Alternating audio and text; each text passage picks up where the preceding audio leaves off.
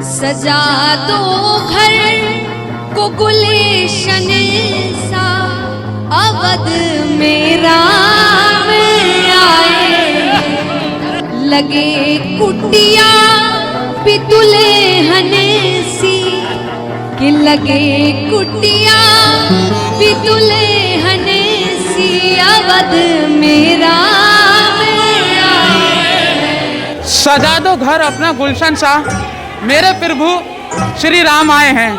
इसी को लेकर अयोध्या में आज श्री राम जी की जो जन्म, प्रभु की जो आस्था, प्रभु का नाम जो हमेशा हमेशा के लिए लोगों के जुबान पर रहा है, और उसी को लेकर आज प्रधानमंत्री नरेंद्र मोदी ने भूमि पूजन कर दिया है, जिसको लेकर काफ़ी लोगों में उत्साह था और भरोसा था प्रभु राम पर कि प्रभु राम का जो मंदिर है अयोध्या में वो बनकर रहेगा। आज इसकी भूमि पूजन करके लोगों पर नरेंद्र मोदी ने जो विश्वास दिलाया है, तो वो विश्वास आप देख सकते हैं कि अयोध्या से लेकर दूर दूर देश विदेश तक, और यहाँ हम संभल में मौजूद है और इस समय हम पाटलेश्वर मंदिर में, जिस तरीके से मेरे पीछे आप देख रहे हैं कि प्रभु श्री राम की जो पूजा अर्चना हो रही है, ये सामाजिक महिलाएं हैं जो अपने अपने संगठन चलाती हैं। ये प्रभु श्री राम की इस समय आरती करती हुई नजर आ रही हैं। आप देख सकते हैं तस्वीरों में साफ तरीके से कि प्रभु श्री राम की जो तस्वीर है, मूर्ति है, जिसमें सीता जी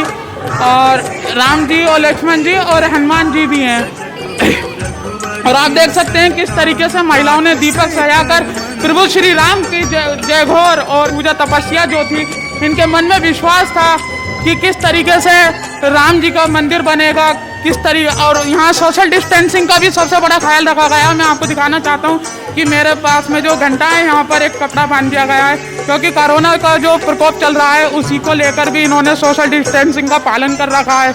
और इसी के इनके हाथ में डांडिया भी है, जिस तरीके से अब हम इनसे बात भी करना चाहेंगे कि महिलाओं ने क्या आयोजन, क्या कार्यक्रम की यहाँ जो रखी है। क्या नाम है आपका? प्रतीक्षा गुप्ता। प्रतीक्षा जी, ये बताइए जो आज ये कार्यक्रम हो रहा है, यहाँ पर आप लोग हाथों में डांडिया है और यहाँ दीपक जला रखा है आपने, किस चीज़ का उत्सव मना रहे हैं आज आप? आज अयोध्या मंदिर का जो निर्माण हुआ है उसकी भूमि पूजन भी था, और मोदी जी ने वहाँ जाकर अपना सब कुछ कार्यक्रम किया है, और as well as Yogi ji Adityanath भी पहुँचे हैं वहाँ पर। अबाउट 500 ईयर्स बाद ये अगेन जो है राम मंदिर का निर्माण कार्य शुरू किया गया है। इसी के लिए सब लोग उत्साहित हैं और प्रोग्राम रखे गए हैं। बिल्कुल, जिस तरीके से लोगों की एक मंशा थी और लोगों का विश्वास था कि अयोध्या में श्री राम मंदिर बने, उसी को लेकर हम कुछ महिलाओं से भी बात करेंगे।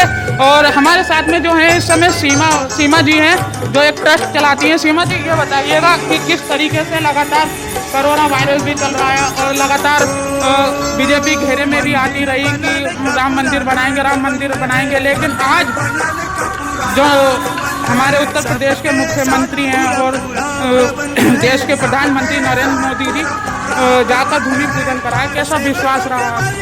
हमें पूर्ण विश्वास था कि सब होगा एक दिन, क्योंकि जहाँ धर्म है वहाँ हर सच्चाई है, वहाँ हर तरह से जीत हो रही है। चाहे समय ज़्यादा लग सकता है, लेकिन जीत हमेशा सच्चाई की होती है।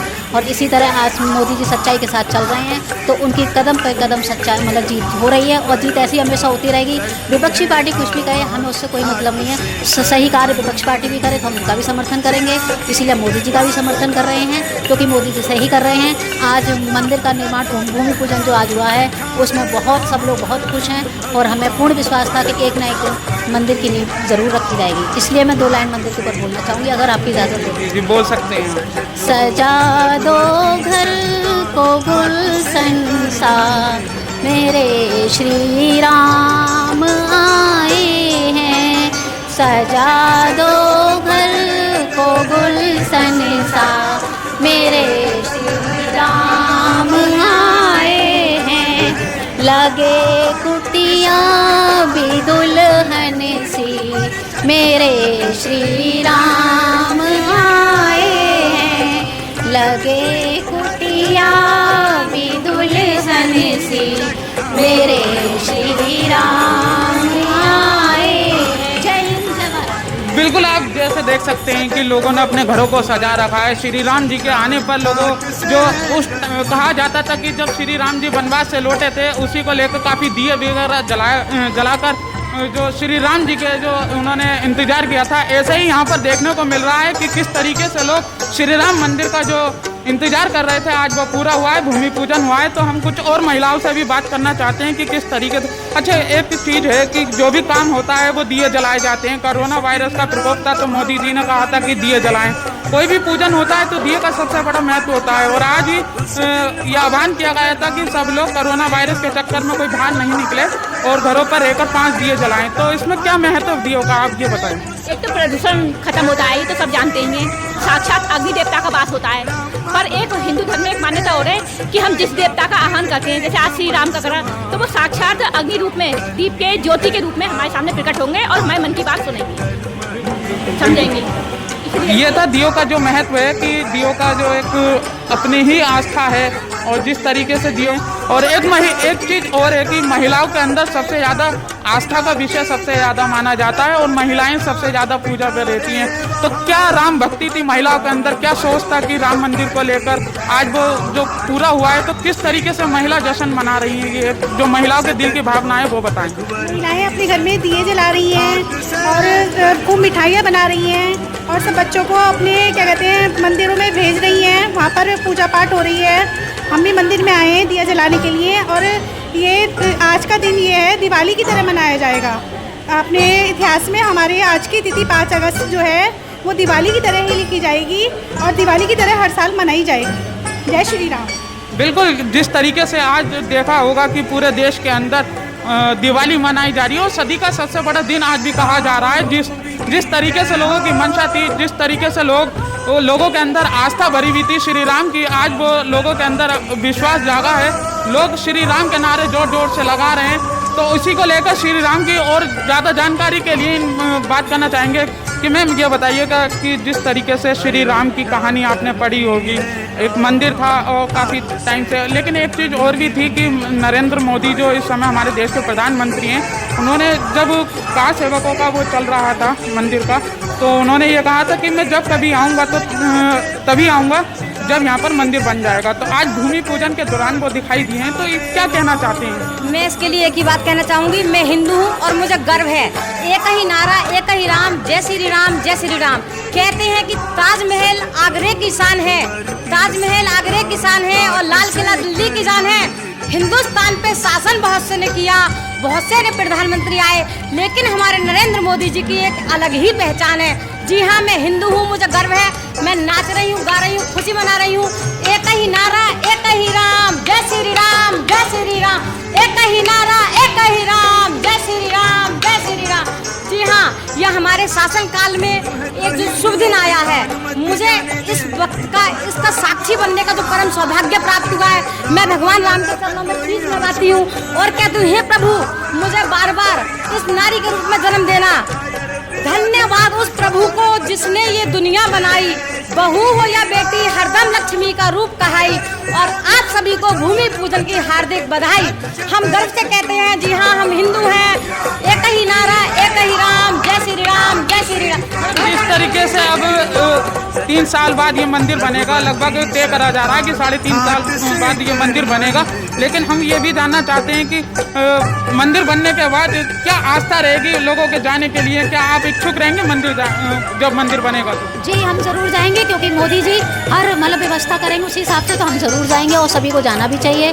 लेकिन सोशल डिस्टेंसिंग के साथ जब तक ये कोरोना वायरस सही नहीं हो जाता है, और उसके बाद तो खैर जब तक तो सही हो ही जाएगा, 3.5 होगा, तो हम सभी चाहेंगे कि सभी लोग ज़्यादा से ज़्यादा संख्या में वहाँ जाएँ और श्री राम मंदिर में अपना शीश नवाएं। जय श्री राम। देखो से हमने संबल के अंदर आपको दिखाया कि किस तरह से सामाजिक संगठन के लोगों ने दीप जलाकर और अपने अपने ढंग से राम जन्मभूमि के शिलान्यास पर खुशी जाहिर की। इस तरह से हमने आपको बताया था कि विश्व हिंदू परिषद 1100 दीपक जलाकर राम जन्मभूमि के लिए एक उत्साह अपने अंदर लिए को लेकर 1100 दीप आयोजन किया है। जिस तरह से मैं आपको दिखाना चाहता हूँ कि ये एक सती टाइप की इन्होंने बना रखा है और यहाँ दीप जो जला रखे हैं। क्या नाम है? अच्छा, कितने ये दीप हैं? ये करीब 1100। 1100 देखिएगा किस तरीके से 1100 दीप जलाकर राम जन्मभूमि के लिए मांगी थी विश्व हिंदू परिषद ने। और आपको बताना ये भी चाहूँगा कि संभल से जो अजय शर्मा जी हैं उन्होंने संभल की माटी अयोध्या भेजी थी उनका, और उनसे हम बात भी करेंगे कि किस तरीके से ये जानना चाहते हैं कि आप काफ़ी राम मंदिर के चर्चाओं में थे, काफ़ी आंदोलन, दिल्ली भी गए आप लोग, और जब उनका राम मंदिर के लिए काफ़ी प्रयासों का संघर्ष किया था। जैसा कि संभल पौराणिक नगरी है, सुप्रसिद्ध है, विश्व हिंदू परिषद जड़ से जमी हुई संस्था है, तो उसने कल की भगवान की अवतार स्थली की मिट्टी मांगी थी जिससे कि अयोध्या में श्री राम जन्मभूमि में मंदिर निर्माण में लग सके। तो हम सब लोगों ने इंतजाम किया था, यहाँ से 11 लोगों का तय हुआ, लेकिन एकाएक रात में फोन आया, संपर्क किया कि आप ये मिट्टी स्पीड पोस्ट से बाई पोस्ट भेज दीजिए और यहाँ पर आने की ज़रूरत नहीं है, यहाँ पर आतंकी हमले का अलर्ट कर दिया गया है। हमने उसी दिन स्पीड पोस्ट से की और अपने प्रांत संगठन मंत्री के लिए भेज भी दी कि वो प्रांत के अधिकारी अयोध्या के लिए बाई हैंड भी पहुँचाएँ, ये व्यवस्था कर ली।